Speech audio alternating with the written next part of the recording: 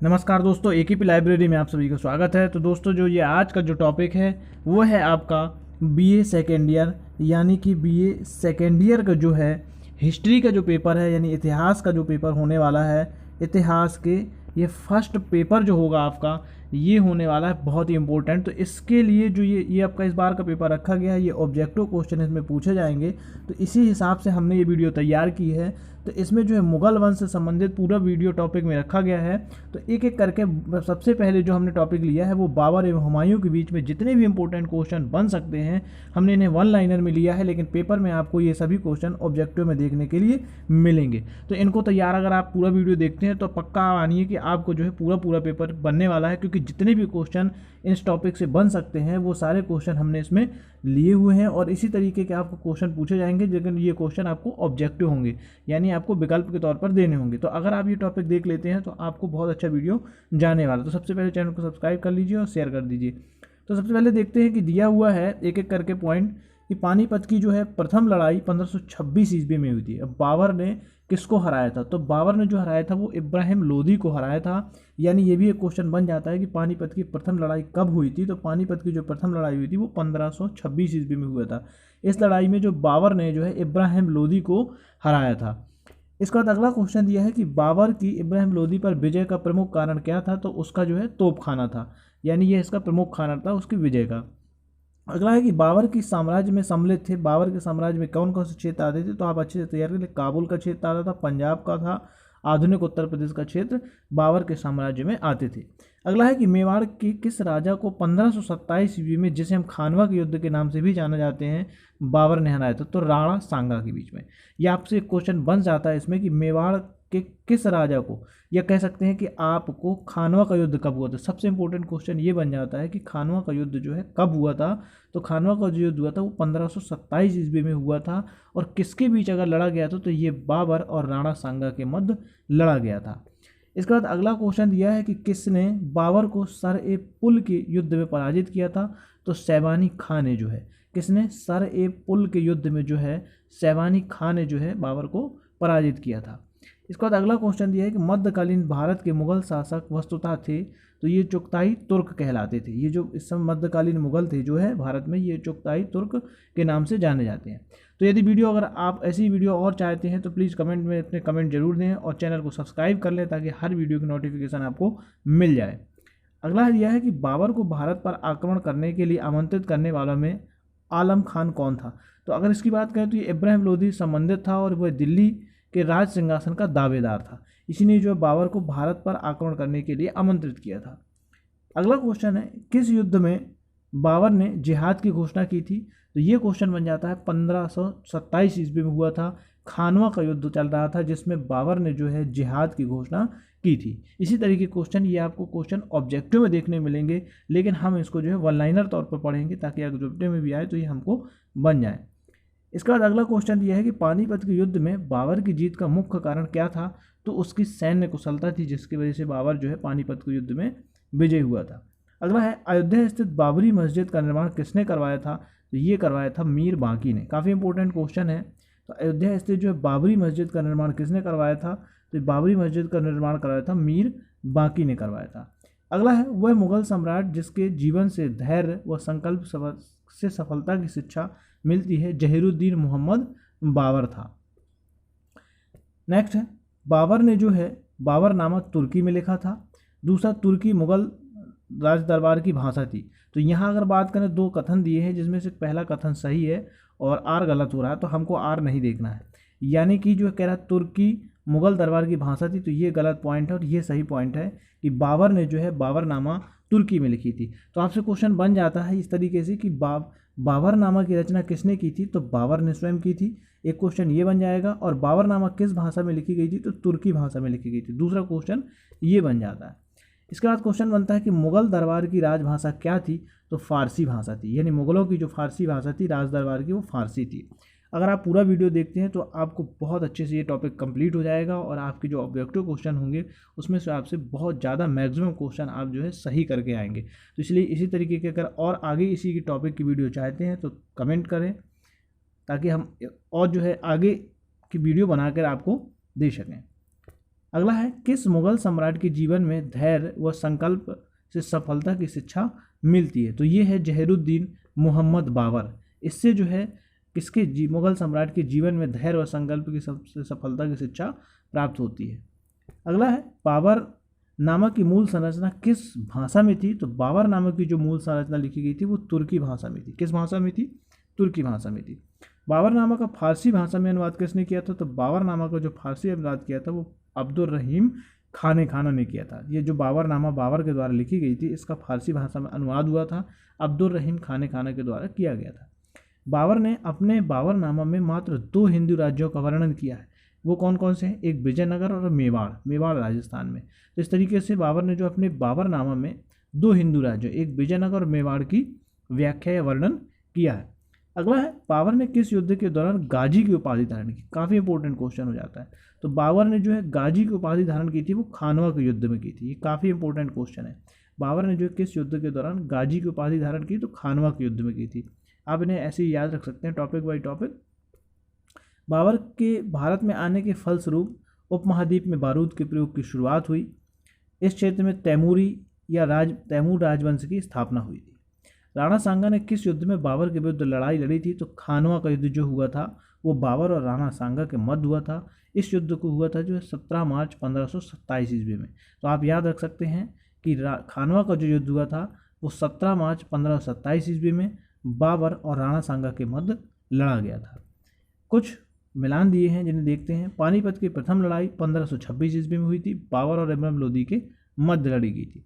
इसके बाद खानवा का जो युद्ध हुआ था वो 1527 ईस्वी में हुआ था, बाबर और राणा सांगा के मध्य लड़ा गया था। तीसरा पॉइंट दिया है, चंदेरी का युद्ध हुआ था 1528 ईस्वी में, बाबर और मेदिनी राय के बीच लड़ा गया था। अगला है, घाघरा का जो युद्ध हुआ था 1529 ईस्वी में हुआ था, बाबर और अफगान शासकों के मध्य लड़ा गया था। और चौसा के युद्ध की बात करें तो 1539 ईस्वी में शेर शाह एवं हुमायूं के बीच लड़ा गया था। शामूगढ़ के युद्ध की बात करें तो 1658 ईस्वी में औरंगजेब मुराद की संयुक्त सेना एवं दारा शिकोह के मध्य ये युद्ध लड़ा गया था। तो अगर आप इसकी पीडीएफ चाहती हैं तब भी आप कमेंट में करिए ताकि आपको टेलीग्राम में इसकी पीडीएफ मिल जाएगी। इसके बाद अगले क्वेश्चन की बात करें, दिया है कि भारत के मुगल शासक बनने पर जहीरुद्दीन मोहम्मद ने अपना नाम क्या रखा था? तो जहीरुद्दीन मोहम्मद ने अपना नाम बाबर रखा था। बाबर ने सर्वप्रथम पादशाह की पदवी धारण की थी। बहुत इंपॉर्टेंट क्वेश्चन है। तो काबुल में की थी, यानी बाबर ने जो है पादशाह की उपाधि धारण की थी वो की थी काबुल में। अगला इंपॉर्टेंट क्वेश्चन की बात करें तो दिया है, हुमायूं के भाइयों के नाम क्या थे? तो हुमायूं के भाइयों के नाम थे कामरान, अस्करी और हिंदाल। ये हुमायूं के भाई थे। नेक्स्ट पॉइंट है, शेर शाह सूरी द्वारा किए गए सुधारों के प्रमुख क्या थे? तो शेर शाह ने जो सुधार किए थे, ये राजस्व सुधार आता है, प्रशासनिक सुधार भी है, सैनिक सुधार और करेंसी प्रणाली में सुधार किए थे। ये जो है शेर शाह सूरी के महत्वपूर्ण सुधारों में से गिने जाते हैं। आगे बात करें तो हुमायूं ने चुनार के दुर्ग पर प्रथम बार कब आक्रमण किया था? तो 1532 ईस्वी में ये चुनार के दुर्ग पर आक्रमण हुआ था हुमायूं का। तो हुमायूं ने जो है 1532 में चुनार के दुर्ग पर आक्रमण किया था।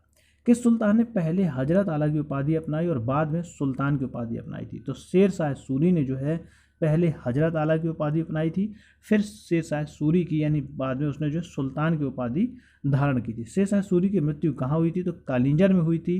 1545 ईस्वी में जो है कालिंजर के किले को लूटने वक्त जो है शेर शाह सूरी की मृत्यु हो गई थी 1545 ईस्वी में। शेर शाह का मकबरा कहाँ स्थित है? तो शेर शाह का मकबरा जो स्थित है सासाराम बिहार में स्थित है। ये बहुत ही इंपॉर्टेंट क्वेश्चन है। आपका पेपर ऑब्जेक्टिव में होगा लेकिन आपको डिटेल पढ़नी बहुत जरूरी। तो उसी हिसाब से ये जो है टॉपिक तैयार किया गया और इनसे संबंधित जो है हर क्वेश्चन तैयार किया गया है यहाँ पर। आगे बात करें शेर शाह की जो मकबरा की, बहुत ही इंपॉर्टेंट क्वेश्चन। शेर शाह का जो मकबरा स्थित है वो कालिंजर में और शेर शाह की मृत्यु शेर शाह की जो मृत्यु हुई थी वो कालिंजर में हुई थी और जो मकबरा बना है वो सासाराम बिहार में। तो ये काफ़ी इंपॉर्टेंट क्वेश्चन है, अच्छे से तैयार कर सकते हैं आप। फिर आता है मुगलों एवं मेवाड़ के राणा के मध्य चित्तौड़ की जो संधि किस शासक के शासनकाल में हस्ताक्षरित हुई थी? तो जहांगीर के शासनकाल में हुई थी। अगला है, किसने जो है अपने बादशाह पति के लिए मकबरे का निर्माण करवाया था? तो हाजी बेगम ने जो है अपने बादशाह पति के लिए मकबरे का निर्माण करवाया था। शेर शाह के काल के अंतर्गत तांबे का दाम और चांदी के रुपये की विनिमय दर क्या थी? तो 64:1 की थी। चांदी का सिक्का किसने शुरू किया था? ये काफ़ी इंपॉर्टेंट क्वेश्चन बन जाता है। तो शेर शाह सूरी ने। और चांदी के सिक्के का जो वजन था 180 ग्राम था। कृषकों की मदद के लिए किस सुल्तान ने पट्टा एवं काबूलियत की व्यवस्था प्रारंभ की थी तो ये शेर शाह सूरी ने की थी। पट्टा एवं काबूलियत प्रथा की जो शुरुआत की गई थी ये शेर शाह सूरी के द्वारा की गई थी। मात्र एक मुट्ठी भर बाजरे के चक्कर में मैंने अपना साम्राज्य खो दिया होता, इस कथन को आप किस मध्यकालीन शासक संबंध करेंगे? तो शेर शाह सूरी के। ये कथन जो है शेर शाह सूरी से संबंधित है। भारत में ग्रांड ट्रंक रोड किसने बनवाई थी? शेर शाह सूरी ने। ये मोस्ट इंपोर्टेंट क्वेश्चन है। तो ग्रांड ट्रंक रोड जिसे जीटी रोड के नाम से भी जानते हैं, तो ये बनवाया था शेर शाह सूरी के द्वारा बनवाया गया था। मुबैयान नामक पद्य शैली के जन्मदाता बाबर ने अपनी आत्मकथा तुजुक-ए बाबरी किस भाषा में लिखी थी? तो तुर्की भाषा में लिखी थी। इस क्वेश्चन में आपको दो क्वेश्चन तैयार हो जाएंगे कि मुबैयान नामक पद्य शैली के जन्मदाता किसे माना जाता है? तो बाबर को माना जाता है। दूसरा, बाबर ने जो है तुजुक-ए बाबरी आत्मकथा किसकी है? तो बाबर की। ये क्वेश्चन बन जाता है। और तुजुक-ए जो बाबरी है ये किस भाषा में लिखी गई? तो तुर्की भाषा में लिखी गई। तो इस तरीके से इसी क्वेश्चन से आप 3 क्वेश्चन आपको देखने को मिल सकते हैं। बाबर ने पहली बार पश्चिम से कहाँ होकर भारत में प्रवेश किया था? तो वो पंजाब था, जहाँ भारत में पहली बार जो है बाबर ने प्रवेश किया था। अब आता है बाबर के द्वारा लड़े गए प्रमुख युद्धों की बात करें तो पानीपत का जो युद्ध हुआ था ये प्रथम युद्ध कहलाता है। ये हुआ था 21 अप्रैल 1526 ईस्वी में हुआ था। बात करें इब्राहिम लोदी में बाबर के मध्य हुआ था और बाबर इसमें विजय हुआ था। अगला बाबर के द्वारा लड़ा गया युद्ध आता है खानवा का युद्ध, जो 17 मार्च 1527 ईस्वी को हुआ था। राणा सांगा में बाबर के मध्य हुआ था और यहाँ पर भी बाबर विजय हुआ था। इसका तीसरा जो महत्वपूर्ण युद्ध है ये भी बाबर के द्वारा चंदेरी का युद्ध हुआ था 29 जनवरी 1528 ईस्वी में। मैदिनी राय में बाबर के मध्य और बाबर यहाँ भी विजय हुआ था। चौथा युद्ध जो बाबर के द्वारा लड़ा गया वो घाघरा का युद्ध था, 6 मई 1529 ईस्वी को हुआ था। यह हुआ था अफगान एवं बाबर के मध्य लड़ा गया था और बाबर इसमें भी विजय हुआ था। इस तरीके से बाबर ने अपने जीवन में 4 महत्वपूर्ण युद्ध लड़े और चारों युद्ध जो है बाबर विजय हुआ था। अगला है, किस मुगल शासक को उपवनों उद्यानों में अत्यंत अभिरुचि के कारण उपवनों का राजकुमार या मालियों का मुकुट कहा जाता है? तो बाबर को कहा जाता है। ये सारे क्वेश्चन आपको ऑब्जेक्टिव में देखने को मिलेंगे। तो इस तरीके से हमें यहाँ से डिटेल में पढ़ना है ताकि हमें ऑब्जेक्टिव में एक भी क्वेश्चन हमारा गलत नहीं हो। अगला दिया, किस युद्ध को जीतने के बाद शेर शाह ने दिल्ली में अफगान सत्ता स्थापना की थी? तो विलग्राम का युद्ध जो कि 1540 ईस्वी में हुआ था, शेर शाह सूरी ने इसको जीतने के बाद दिल्ली में अफगान सत्ता की स्थापना की थी। मयूर सिंहासन, जिसे हम तख्ते ताऊस के नाम से भी जानते हैं, पर बैठने वाला अंतिम मुगल बादशाह कौन था? तो ये कहलाता है मोहम्मद शाह रंगीला है, जो कि मयूर सिंहासन या तख्ते ताऊस पर बैठने वाला अंतिम मुगल बादशाह था। किसके समय में मलिक मोहम्मद जायसी ने पद्मावत की रचना की थी? तो शेर शाह सूरी की। मोस्ट इंपोर्टेंट क्वेश्चन मान सकते हैं आप। तो पद्मावत की रचना जो हुई थी वो मलिक मोहम्मद जायसी ने की थी और इसकी रचना हुई थी शेर शाह सूरी के शासन में हुई थी। कौन सा मुगल शासक भारत की वनस्पतियों और प्राणी जगत, ऋतुओं और फलों का विशद विवरण अपनी दैनिक यानी डायरी में लिखता है? तो ये बाबर लिखता है, क्योंकि बाबर को जो है बागों का बड़ा शौक था। अगला क्वेश्चन है, फरीद जो भारत बाद में शेर शाह सूरी बना ने कहाँ शिक्षा प्राप्त की? तो इसने जौनपुर में। जौनपुर को पूर्व का सिराज के नाम से भी जाना जाता है। अगला इंपोर्टेंट क्वेश्चन है, बलबन, इब्राहिम लोदी, शेरशाह एवं अलाउद्दीन खिलजी में से कौन सा मध्ययुगीन शासक उच्च शिक्षित था? तो शेर शाह सूरी जो है इन सब में से जो है उच्च शिक्षित माना जाता है। दिल्ली सल्तनत के पराभव के उपरांत किस शासक द्वारा स्वर्ण मुद्रा का सर्वप्रथम प्रचलन किया गया था? तो ये किया गया था हुमायूं के द्वारा जो है सर्वप्रथम स्वर्ण मुद्रा का प्रचलन किया गया था। किस स्मारक का निर्माण शेर शाह सूरी ने करवाया था? तो दिल्ली की किला एक कोहिना मस्जिद का निर्माण जो है शेर शाह सूरी ने करवाया था। तो आपसे क्वेश्चन ये भी बन सकता है कि दिल्ली की किला एक कोहिना मस्जिद का निर्माण किसने करवाया था? तो शेर शाह सूरी के द्वारा करवाया गया था। दिल्ली में पुराना किला के भवनों का निर्माण किसने करवाया था? तो शेर शाह सूरी ने दिल्ली में पुराना किला के भवनों का निर्माण करवाया था। अगला क्वेश्चन है, हुमायूं द्वारा लड़े गए युद्धों का क्रम बताना।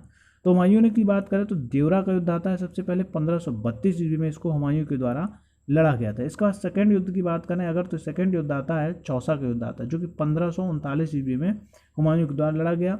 इसके बाद आता है कन्नौज का युद्ध जो कि 1540 ईस्वी में लड़ा गया, और फिर आता है सरेंद्र का युद्ध जो कि 1555 ईस्वी में लड़ा गया था। दिल्ली की किला कोहिना मस्जिद का निर्माण किस शासक ने करवाया था? तो शेर शाह सूरी ने इसका निर्माण करवाया था।